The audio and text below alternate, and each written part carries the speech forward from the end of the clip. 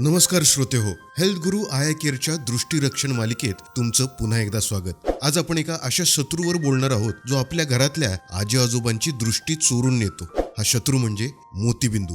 तुम्हाला माहित आहे का, आपल्या देशात अंधत्वाचे सर्वात मोठे कारण मोतीबिंदू हेच आहे. पण आनंदाची बातमी अशी की योग्य वेळी योग्य निर्णय घेतला तर आयुष्य पुन्हा प्रकाशमान करू शकतो.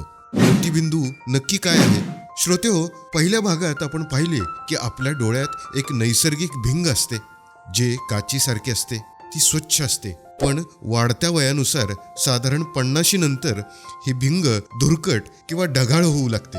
जसं खिडकीच्या काचेवरती वाफ जमा झाल्यावर पलीकडचं अस्पष्ट दिसतं, अगदी तसंच काहीसं मोतीबिंदूमध्ये सुद्धा होतं. आता पाहूयात लक्षणं कशी ओळखायची. मोतीबिंदूची काही प्रमुख लक्षणे श्रोते हो तुम्ही नक्की लक्षात ठेवा. सगळ्यात पहिलं म्हणजे अस्पष्ट दिसणे. सर्व काही धोक्यातून बघितल्यासारखं वाटतं. प्रकाशाचा त्रास होतो. रात्रीच्या वेळी दिव्यांकडे बघताना डोळे दिपतात आणि प्रकाशाची वलये दिसतात. चष्म्याचा नंबर वारंवार बदलतो. चष्मा बदलून देखील दृष्टी स्वच्छ स्पष्ट होत नाही.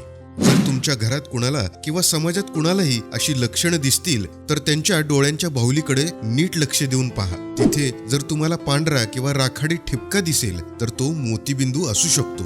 आता पाहूयात समाजातील गैरसमज. श्रोते हो, आपल्या समाजात मोतीबिंदू बद्दल काही घातक गैरसमज आहेत, जे दूर करणं खूप गरजेचं आहे. पहिलं म्हणजे ड्रॉप्स किंवा औषधाने मोतीबिंदू बरा होतो. अजिबात नाही. जगात असे कोणतेही औषध नाही जे मोतीबिंदू घालवू शकेल.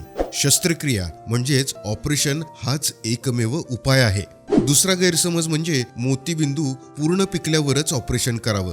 हे सुद्धा चुकीचं आहे. जर दृष्टी कमी झाल्यामुळे दैनंदिन कामात त्रास होत असेल तर लगेचच ऑपरेशन करून घ्यावं. उशीर केल्यास मोतीबिंदू फुटून कायमचे अंधत्व येऊ शकतं. आणि तिसरा गैरसमज म्हणजे ऑपरेशन फक्त हिवाळ्यातच करावं.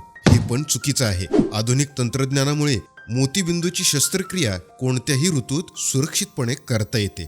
पाहूयात आपली जबाबदारी. म्हणूनच श्रोते हो, आपण घरातील आणि गावातील 50 वर्षांवरील व्यक्तींची, विशेषतः मधुमेही म्हणजे जे डायबेटिक आहेत त्या रुग्णांची काळजी घेणं ही आपली जबाबदारी आहे. आपल्या आशाताई अशा रुग्णांना कायम शोधत असतात, त्यांना संदर्भित करत असतात. अशा रुग्णांना साथ द्या. सरकारी दवाखान्यात घेऊन जा. शस्त्रक्रिया मोफत आणि अत्यंत सुरक्षितपणे केल्या जातात. तर श्रोते हो, आज आपण मोतीबिंदूची लक्षणे आणि सत्य जाणून घेतले. पण ऑपरेशन झाल्यावर रुग्णाची काळजी कशी घ्यावी, कोणत्या गोष्टी पाळायच्या, हे आपण पुढच्या भागात पाहणार आहोत. जर तुम्हाला ही माहिती मोलाची वाटली असेल तर व्हिडिओला लाईक करा आणि चॅनलला सबस्क्राईब करायला विसरू नका. दृष्टीरक्षण सिरीज पहा. आरोग्यपूर्ण नजरेने समृद्ध व्हा हेल्थ गुरु आय केअरच्या साथीने. धन्यवाद.